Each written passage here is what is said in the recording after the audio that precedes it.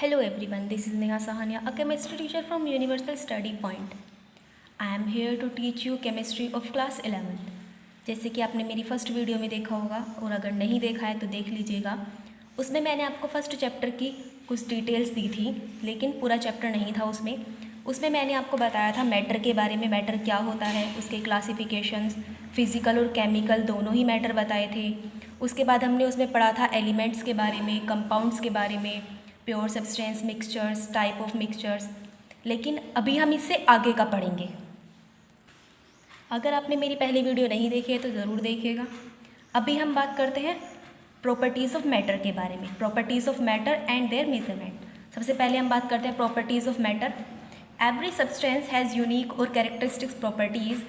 These properties can be classified in two categories, physical property and chemical property। जैसे कि मैंने आपको last time भी बताया था, प्रॉपर्टीज़ टू टाइप्स की होती हैं, फिजिकल और केमिकल।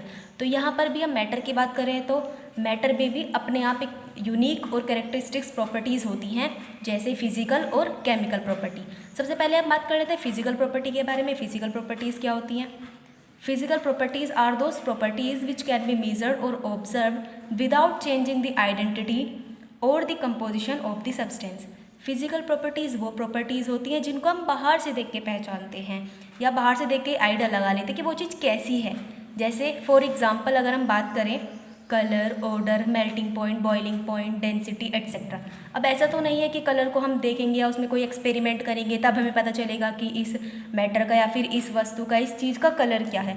वो हम बाहर से ही देख के बता सकते हैं। अगर कोई चीज़ रेड कलर की है तो इसके लिए ये नहीं है कि अभी हमें उसे एक्सपेरिमेंट प्रूफ करना पड़ेगा हाँ कि ये रेड कलर है। नो, ऐसा नहीं होता है। फिजिकल प्रॉपर्टी हम बाहर से ही देख के पहचान जाते हैं। नेक्स्ट हम बात करते हैं केमिकल प्रॉपर्टीज़ की। केमिकल प्रॉपर्टीज़ क्या होती हैं? Chemical properties are those properties in which a chemical change in the substance occur. जैसे कि अभी मैं बात कर रही थी कलर के बारे में। कलर तो फिजिकली है, बाहर से अपीयर हो रहा है हमें, लेकिन केमिकल प्रॉपर्टीज़ होती हैं जो हम लैब में भी देखते हैं या फिर जिसको हम एक्सपेरिमेंटली प्रूफ करते हैं। जैसे the example of chemical properties are characteristic reactions of different substance. These include acidity और बेसिसिटी जैसे एंड कंबशिबिलिटी।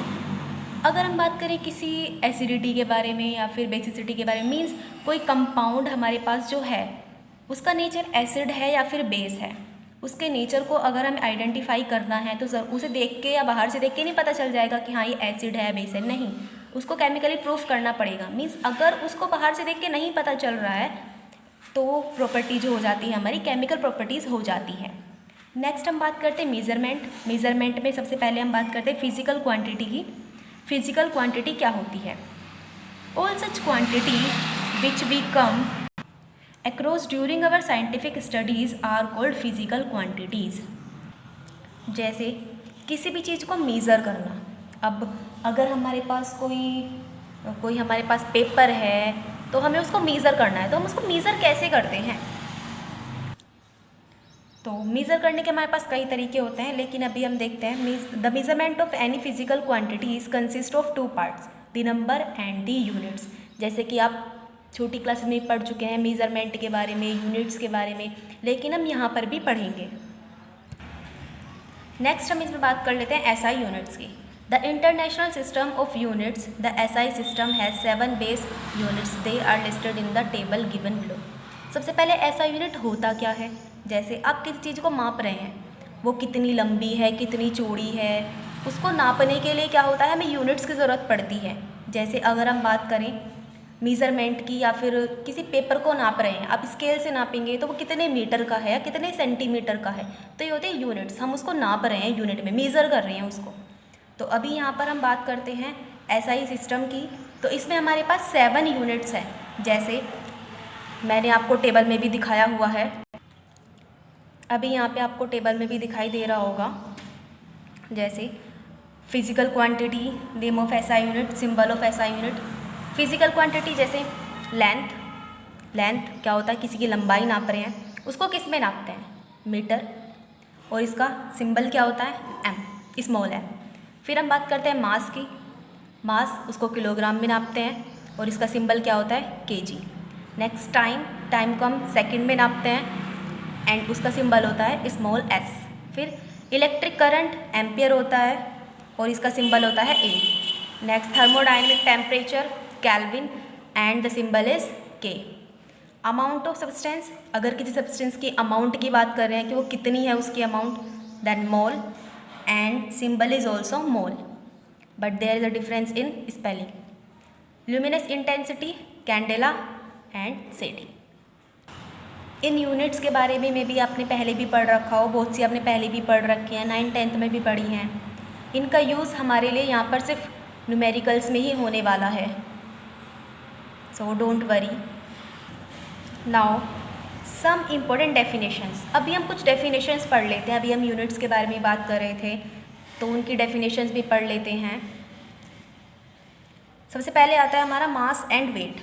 मास क्या होता है और वेट क्या होता है। बहुत से बच्चे होंगे सोचते हैं कि मास और वेट दोनों एक ही तो बात होती है, ऐसा नहीं है। मास अलग होता है, वेट अलग होता है।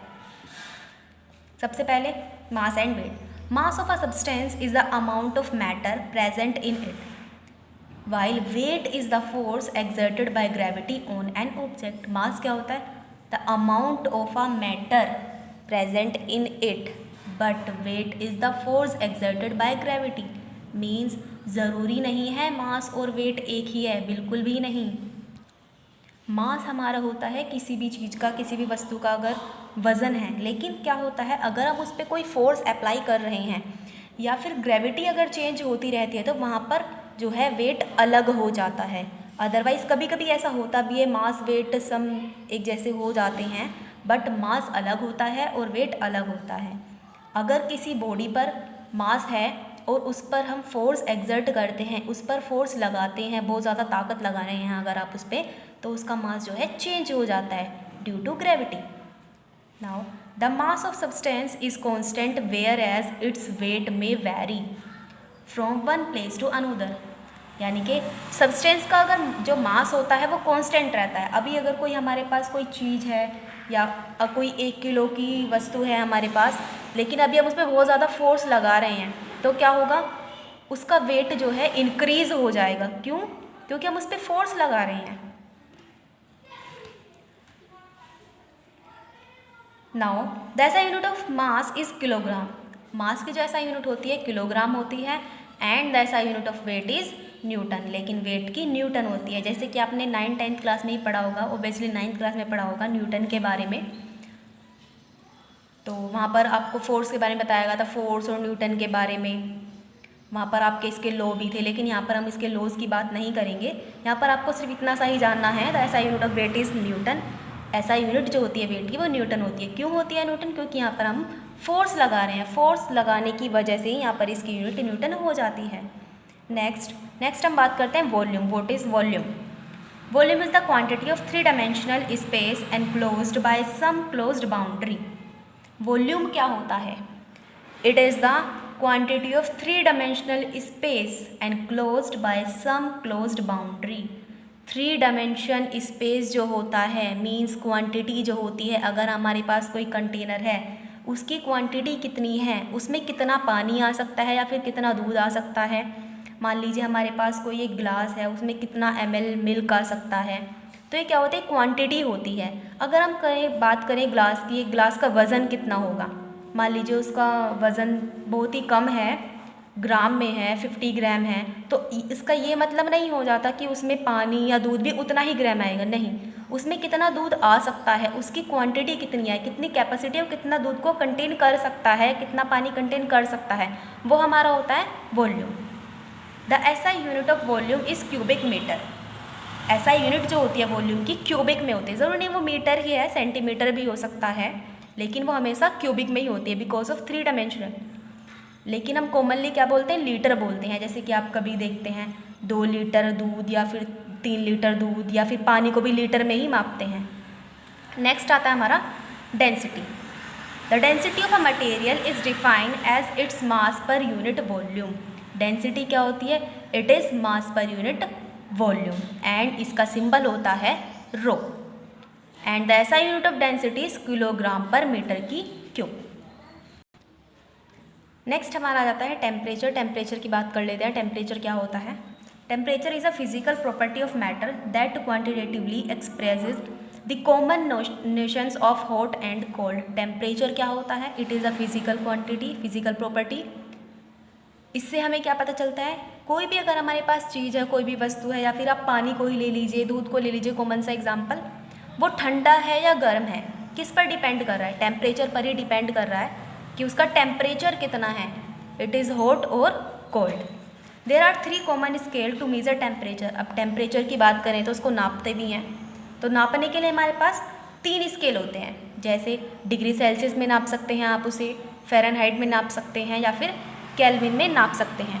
अभी क्या होता है, इनमें रिलेशन भी होते हैं। मान लीजिए हमसे कहा जाए कि कोई हमारे पास वैल्यू जो है डिग्री सेल्सियस में दे रखी है या फिर डिग्री फ़ारेनहाइट पे दे रखी है, इसको चेंज करिए केल्विन में या फ़ारेनहाइट में। ऐसे चेंज करने के लिए अगर आपसे पूछें तो उसके लिए हमारे पास रिलेशन भी होते हैं। जैसे the temperature on 2 scale is related to each other by the following relationship. हमारे पास जो रिलेशन है, इनसे टेम्परेचर जो है दूसरे से रिलेट करते हैं। जैसे degree Fahrenheit is equal to 9/5 degree Celsius plus 32। अगर हमारे पास कोई वैल्यू डिग्री सेल्सियस में है और हमें उसे फ़ारेनहाइट में कन्वर्ट करना है, तो हम ये फॉर्मूला लगाकर उसे कन्वर्ट कर सकते हैं।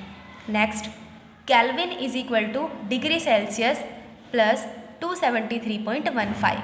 अगर हमें केल्विन में चेंज करना है और हमारे पास जो वैल्यू है डिग्री सेल्सियस में है, तो हम उसे ऐसे चेंज कर सकते हैं। This is the next part.